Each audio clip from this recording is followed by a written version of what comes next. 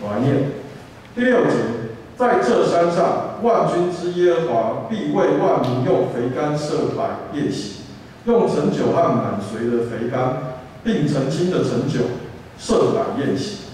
他又必在这山上除灭遮盖万民之物，和遮蔽万国蒙脸的帕子。他已经吞灭死亡，直到永远。耶和华必擦去个人脸上的眼泪，又除掉普天下他百姓的羞辱，因为这是耶和华说的。正道，我们请黄之美牧师题目是打掉重练。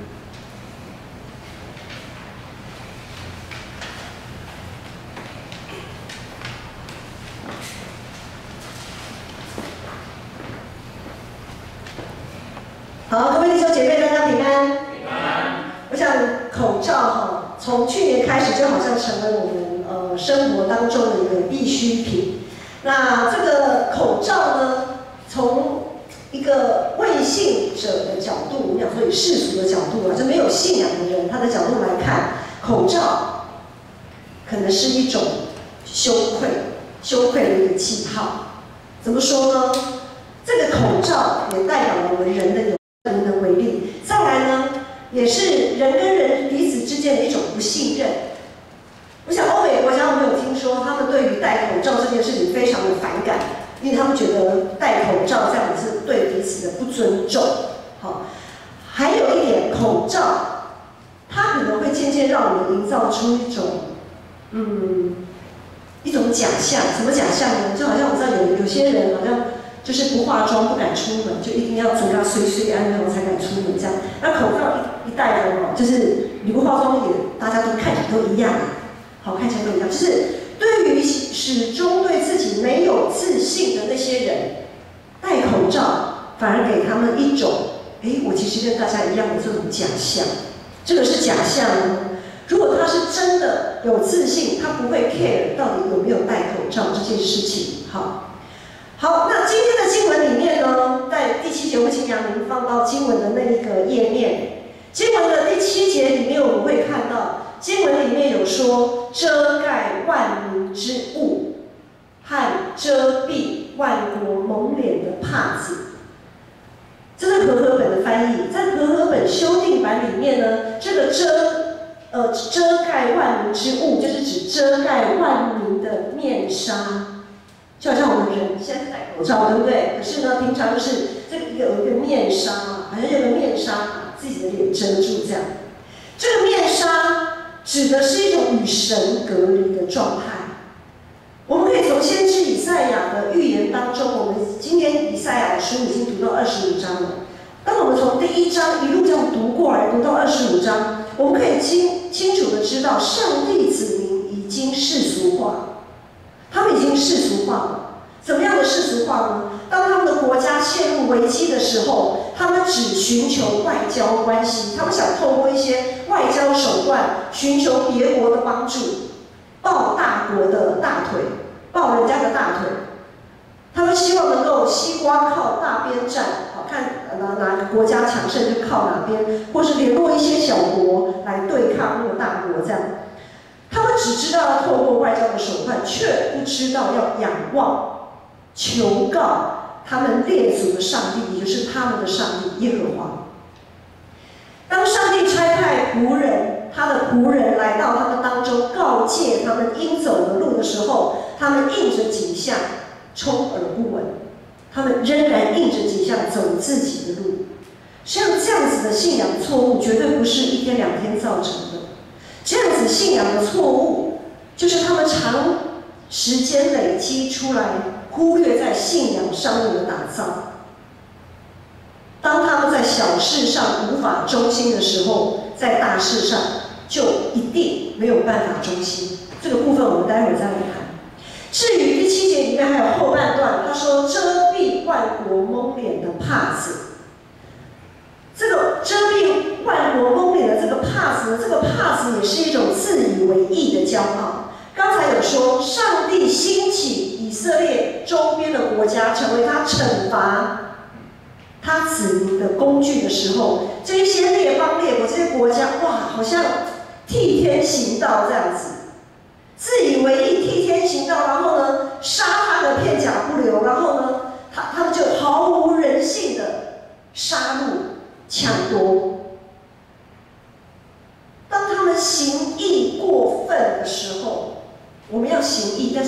太超过了。当我们行义过分的时候，就像这样子的万国，就是列国遮蔽万国蒙脸的帕子。这些万国他们也蒙上了帕子。本来上帝是使用他们，他们也是上帝的工具。可是今天他们行义过分，他们也被蒙上了一层帕子。不论是为了遮掩自己的软弱，我们所戴上的帕子、戴上的面纱，还是因着贪婪，把自己的行为合理化的帕子，都是一种羞辱，都是一种与神隔离的状态。即使他们能用各样的理由然后来说服自己、欺骗自己，甚至于他们是可能得到众人的肯定，就对啊，就是这样做没错啊，仍然是一个羞辱的记号，是一个任由自己就像温水青蛙这样子，怎么死的都不知道，也是一种无计可施的悲哀。因此，先知以赛亚才会说：一切的喜乐将变为昏暗，地上的欢乐全都消失。在上个月4月20号到22号，牧师有参加我们长老教会总会第66届的总会通常年会，同时庆祝我们长老教会设立总会有70周年。我们知道我们长老教会每一个我们单一的长老教会，之前牧师有讲过，我们在台北这个地区，我们叫做台北中会，是由101间教会组成的。全台湾有27个中会跟族群区会，就是它的教会的间数如果还不达到中会的标准，它就是族群区会。好，全台湾呢，然后呢，这些族群区会，我就是所有的27个中会族群区会合在一起，派代表聚在一起，就是召开总会，就是召开总会。长老教会在台湾总共有1294间教会。1294间教会里面包括了大约540间原住民的教会，比例很高吧？原住民的教会其实比例很高哦。那这些原住民540间的原住民教会里面有涵盖了15个族群，原住民族群。现在好像有经过证明的是16个还是18个？那有读社会的，现在国高中生，16个有经过证明的有16个原住民族群。那我们长老教会就涵盖了15个原住民的族群。好，上帝赏赐这么丰富多元的文化在长老教会里面，上帝同样也赏赐长老教会在这150年来在台湾的宣教当中，我们累积了许多庞大丰富的资产。马偕医院，我们很熟悉，我们靠我们很近的马偕医院，在台北还有真理大学。好，然后再往中南部走，我们到马偕医院还有很多的分院。好，还有南部的还有长荣大学、长荣中学，好，等等的很多的学校，这都是属于长老教会总会辖下的机构。当然，他们也有许多累积庞大的资产。不过，在这些看似上帝赐福的这样子的一个状态当中，却也成为某些牧长在进行政治角力的舞台。箴言说：“人的称赞也试炼人。”当我们得到人的称赞的时候，试炼也随即临到。上帝的赐福也同样考验我们的信仰。当这些牧长，就是牧师也好，长老也好，甚至于一些重要的核心同工也好，当他们看重群体当中的地位跟头衔的时候，当服侍者看重服侍合场的大小，当信徒轻忽自己跟上帝建立关系的种种机会，如果是这样子的情况，整个信仰群体就像戴着面纱、戴着帕子，试图遮掩自己内心的欲望，遮掩自己的羞愧。这种只顾自己不顾他人的骄傲，这种只求自己心意能够成就而不顾上帝喜悦的这样的欲望，就是戴上帕子，将上帝拒绝在我们之外。每一次的总会通常年会都有一个很重要的程序，这个程序就是要选出新的议长。照传统，如果没有什么特别的很大重大的失误，议长通常是由副议长来产生。好，因为在他当副议长之前，还有许多的职位。当一位牧长一路从基层往上被选拔出来，被上帝呼召出来到上位的时候，这个过程当中，他累积了许多的丰富的经验，他也累积了更多更广的信仰的眼光。然而啊，今年议长的选举，某些牧长就像当初那些以色列君王，他们想要透过外交世俗的这些手段，他们利用选举的伎俩，透过黑函、污蔑、毁谤，试图影响选举的结果。这就是牧师不断在每一次在长职选举，在各样的选举，牧师不断的强调，我们真的要心灵诚实的投下自己神圣的一票。如果我们在平常就没有在这个小事上忠心，我们在面对大场合、重要场合的时候，我们一定会歪掉。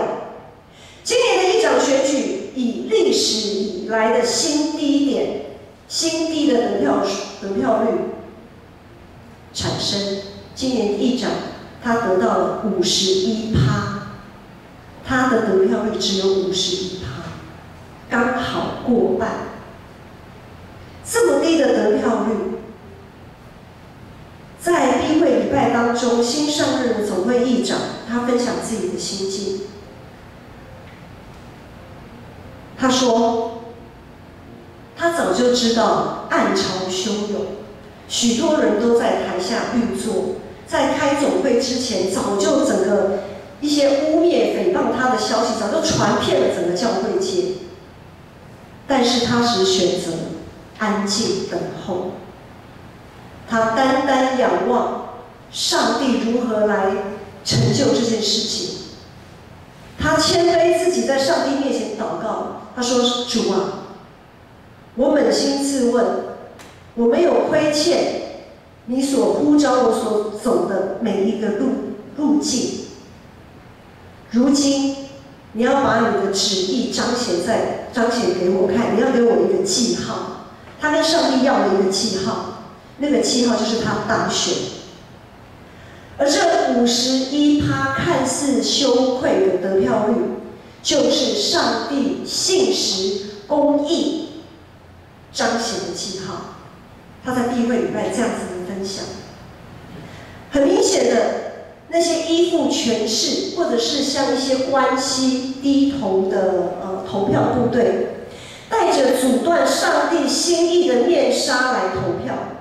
然而，其他的牧长没有这样子去做，牧长也不能也不能好像自以为意的高抬身价，因为我们都是属基督的肢体，一体受苦，百体受苦。所以，只要有一个肢体它是羞愧蒙羞的，真的是百体全体的基督徒都蒙羞。我们绝对不能自外于好像。这个跟我没有关系，像比拉多一样洗手。这个耶稣的死跟我无关。我们每次用使徒信经做信仰告白，比拉多，永远被我们传授什么？耶稣的死就是跟你有关啦。你洗手表明清白，但是耶稣的死就是跟你有关。所以我们也会有不自觉戴上面纱，或者是不愿意承认自己有戴着面纱的时候，不论是在议场内还是在议场外，不论在教会里面还是在教会外面，没有人愿意强行的自己的面纱戴得好好的，没有人愿意被强行的扯下来，没有人愿意把自己那不堪的那个内心的状态暴露出来。更多时候我们为了遮掩自己的欲望啊，我们的欲望真的还蛮多的。我们所依靠的，常常我们也像那些以色列人一样，我们依靠的是这个世界。我们依靠的是我们的学业，我们依靠的是我们的才情，我们依靠了我们的业绩，我们依靠了我们的口袋很深，我们依靠了我们好多张证书。什么时候，弟兄姐妹？我们愿意在平常就好好建立我们信仰的基础。我们依靠的应该是我们的上帝，我们依靠的应该是我们的上帝。但是很多时候，我们为了遮掩这一切，好像很敬虔的来做礼拜，然后呢，其实很多时候我们会像这些法利赛人一样，耶稣啊，我觉得我的那个股票还蛮赚的，这样啊，你不要一直在我脑海里面一直在那边一直提醒我说不要贪婪，不要贪婪啊，钱谁都想越赚越多啊，好啊，什么东西我所拥有的这些东西很棒很棒，我就依靠它，然后我可以想做这个想做那个。圣灵啊，你不要再提醒我了，你不要再提醒我怎样了。很多时候我们不想要听圣灵的提醒，很多时候我们不想走耶稣的道路，很多时候我们像这些法利赛人一样，想把他们赶出去，想把耶稣赶出去，赶出我们的生命，然后呢，再一次把它钉在十字架上。但是即使有这么一群戴上面纱与上帝心意隔绝的信仰群体，即使有这么一群自以为义，以为可以幸免于上帝刑罚、审判的会众，即使有这么一群总想摆脱十字架的门徒，即使有这么一群的信仰群体，这么多的牧长、这么多的牧师长老是这么的失败，但是上帝也从未放弃我们。当耶稣被钉死在十字架上，当圣殿的幔子从上到下裂开的时候，我们的脸上的帕子已经被除去了，我们那块遮羞布已经被上帝挪去了。万国万民的眼泪，在今天的第8节，主耶和华必擦去个人脸上的眼泪，又除掉普天下他百姓的羞辱。我们在基督里已经完全的被恢复，我们在基督里已经完全的被恢复。复活的耶稣亲自走向门徒。我们知道，当耶稣被钉在十字架的时候，他的门徒四散逃离，没有人要承认他是我们的主。当复活的耶稣亲自走向门徒，邀请门徒一起吃喝，那一群当初弃耶稣于不顾、只顾自己的门徒，当他们再一次看见耶稣，并且回应耶稣的邀请，与耶稣同坐席的时候，耶稣所带给他们的平安，让他们得以正视面对他们的面纱，让他们也得以愿意摘下他们的面纱，与耶稣一同吃喝。我们知道吃饭的时候就是要把口罩拿掉嘛，对不对？所有的遮蔽都要拿掉，那是一种接纳，那是一种对彼此的接纳。耶稣是生命的粮，就近他的绝不饥饿，相信他的永不干渴，亲近他的永不会被弃绝。今天的这段经文是上帝给我们一个很棒的应许，我们一起来读这段经文。我们要把这段经文上面的应许深深的刻在我们的心里。我们一起来读，请。在这山上，万军之耶和华必为万民用肥甘所设来宴席，用陈酒和满髓的肥甘，并澄清的陈酒设来宴席。他又必在这山上除灭遮盖万民之物和遮蔽万国蒙脸的帕子。他已经吞灭死亡，直到永远。主耶和华必擦去个人脸上的眼泪，又除掉普天下他百姓的羞辱，因为这是耶和华说的。是的，耶稣基督的救恩是属乎万民的。每一个人都是被耶稣邀请赴上帝宴席的贵宾。在宴席当中，我们不再被金钱奴隶，更不会被各种人际关系来绑架。我们的脸上不会再被面纱遮盖，因为耶稣已经恢复我们，我们可以满有平安喜乐的来到上帝的面前。在上个月真的发生很多事情。上个月底你们都知道，牧师就上个礼拜牧师回金门。牧师回金门其实是有一个任务，就是我们的侄儿，就一节牧师的一个侄儿，就是我们妹妹的孩子，他叫我们叫舅舅舅妈这样子。好，他们要结婚，但是因为他们都不信主啊，几乎整个金门的小岛都不信主啊，小金门。他要娶的这个新娘是一位基督徒，而这位基督徒呢，刚好是之前一节牧师他还是神学生的时候，他在信义教会实习的青年，他们的父母都在信义教会聚会。好，这个主婚人呢，就是新娘的父亲，就跟这个新娘说，如果你没有找牧师来主持婚礼、结婚礼拜，那你就不要想要结婚。哇，这下海奇短条啊，没有请牧师，小金门去哪找牧师啊？然后当然我们是他们的舅舅舅妈，就第一个他就想到我们。好，然后我们呢就这样子，上帝的呼召就把我们这个机会呢，叫我们带到金门去主持一场结婚礼拜。那在金门，在婚礼的前后，其实有很多的宴席、很多宴会、宴客的那个场合。金门人都知道，金门最出产的是最有名的是什么？高粱酒，对不对？好，所以在宴请宾客当中，这个高粱酒真是不可或缺啊。那高粱酒就是白色透明嘛，好，畅饮高粱酒是他们的待客之道啊，是他们的待客之道。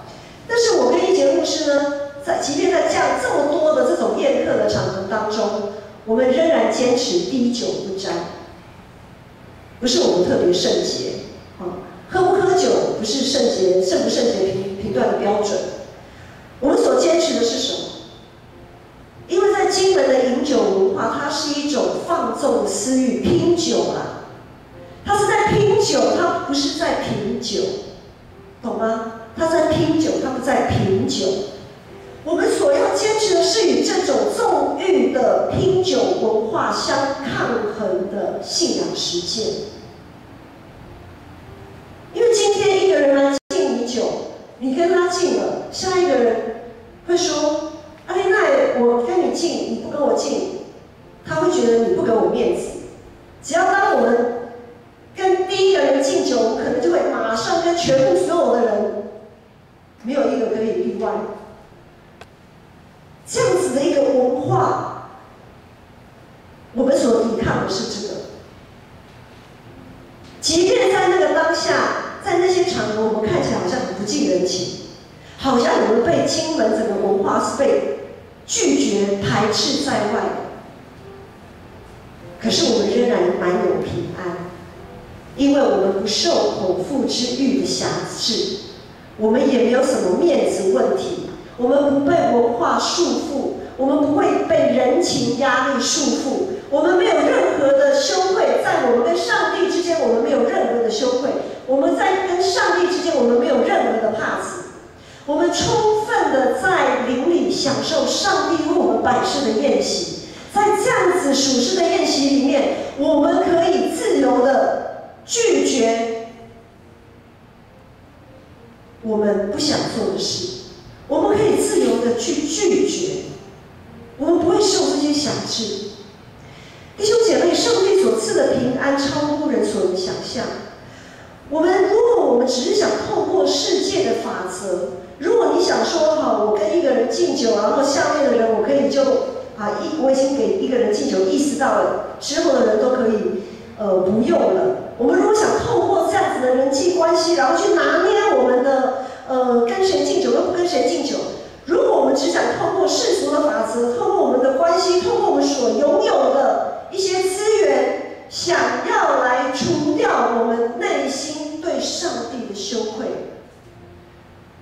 如果我们想利用世界的法则来除掉我们对上帝的那一种好像很抱歉的那种心态，我们想要靠着这些来遮掩自己的欲望，我告诉你们，那是绝对不可能的。因为盗贼来，无非是偷窃、杀害、毁坏。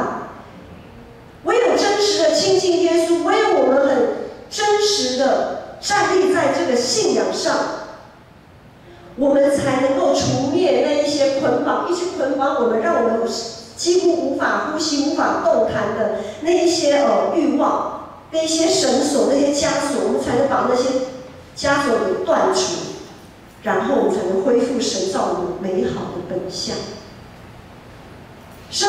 在生活服饰当中，其实处处都有面纱，随时随地都有。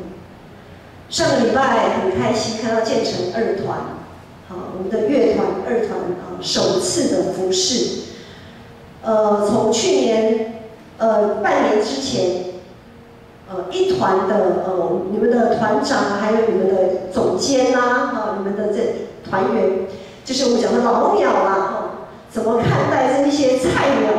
从那种刚刚孵出来的蛋啊，然后慢慢这样养成。其中当然在音乐技巧、演奏，不论是歌唱技巧也好，或者是乐器的演奏技巧也好，一定都会有一些提升。但是在过程当中，牧师最觉得难能可贵的是你们态度。当这些培训团，当二团从一开始密集培训的时候，团长跟总监就要求他们，不管是迟到、早退还是请假，你都一定要有一个正当的理由，就是所谓的不可抗力啦。除非有不可抗力的理由，不然你不要跟我迟到、早退或请假。这样子的要求，一开始牧师还想说，哇，会不会太严格了？好严格哦，这样子，好，感谢主。他们就这样一路坚持下来，一路坚持下来。因为如果说有不正确的态度，即便你的演奏技巧再高超，仍然会被禁止服侍。然而这些要求对这些团员来讲，会是一个帕子吗？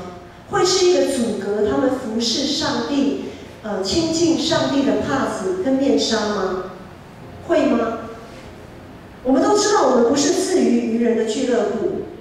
我们弹奏乐器，我们在这个带敬拜，绝对不是让自己自嗨，然后也让大家觉得哇，这些团员哇，真的是表现得太厉害了，很令人羡慕哦。我们不是俱乐部，我们不是外面坊间的那一些乐团，我们是带领会众敬拜的音乐祭司啊。一个如果是一个不把上帝放首位的服侍者，是没有资格站在这里带领会众敬拜的。他更不应该站在这个位置，因为即使我们站在台前，好像非常敬虔的唱诗歌，非常敬虔的弹奏打鼓、击鼓跳舞，即使看起来非常的敬虔，看起来非常的厉害。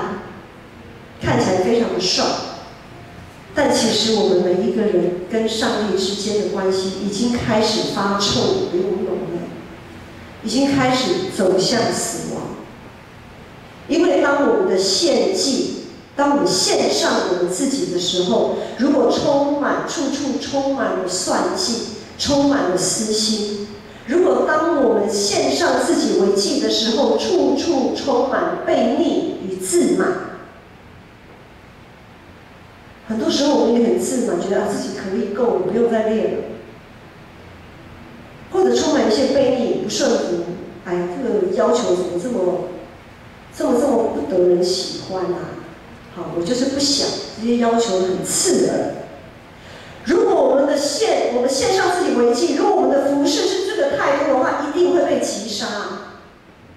所以这一些看起来要求好像是帕子，好像是一个面纱的这样子的遮蔽物，其实是保护。我们怎么看待这些面纱？当我们愿意把这些面纱拿掉的时候，这其实是一个保护。弟兄姐妹，每一次的礼拜都是我们拿掉面纱的机会。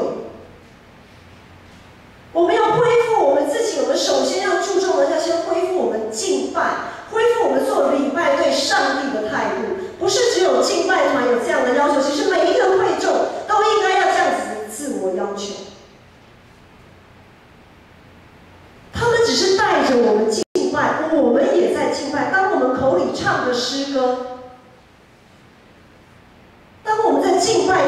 的时候，每一次的礼拜都是我们拿掉帕子的机会。若我们愿意凭着信心来正视、承认这个帕子确实有可能存在，那十字架上的耶稣，那为了爱而牺牲自己的耶稣，他绝对会帮我们把那个帕子挪去，并且他会温柔的对你说：“成了，成了。”这救赎的果效已经完成了。当我们真的凭着信心知道这救赎的果效已经完成，我们就会很乐意的顺服。我们会很顺服团长的要求，顺服总监的要求，顺服牧师的要求，顺服你的团契会长、各个长老执事的要求。要求什么？听命胜于献祭，顺服胜于公羊的脂油。当我们愿意顺服的时候，我们所顺服的不是那个人，我们所顺服的是我们今天来敬拜，就是想要在上帝面前重新恢复我们的身份，重新恢复我们的本相。我们所顺服的是我们在上帝面前的立约啊。今天我们来教会礼拜，不就是要重新省思、重新回想当初我们在上帝面前立约的美好吗？我们所顺服的是那我们与上帝的那个约定，而上帝的应许，上帝的应许就在短短的这3节，当然不止了，整本圣经有太多太多的应许。我们所顺服的是我们对上帝的约定，而上帝也透过团长、透过总监、透过牧师、透过长老、透过教会的许多干部来提醒我们，要顺服，要顺服，因为听命胜于献祭，顺服胜于公羊的脂油。即便我们不小心戴上了面纱，这面纱也会成为我们从死里复活、蒙恩的记号。耶稣基督的救赎已经替我们除掉所有的遮蔽物。当上帝要把我们的面纱拿掉的时候，当上帝要移除我们对世界的依赖，我们千万不要硬拉着不放。如果今天上帝要你舍弃这个工作，如果今天要你放弃这个补习，上帝要你放弃任何你好像可以得到任何资源、掌握任何资源的机会，不要为了那个觉得可惜。我们要立定在上帝的面前，我们要定睛在上帝的面前。在耶稣基督里面，我们没有什么好丢脸的，我们的面子绝对不会比耶稣还大。我们也将从虚伪、不真实的那些假象中完全得着释放，因为上帝已经完全恢复我们。如果我们越来越多的人被恢复，那么上帝的国度将会在地上站立得更稳。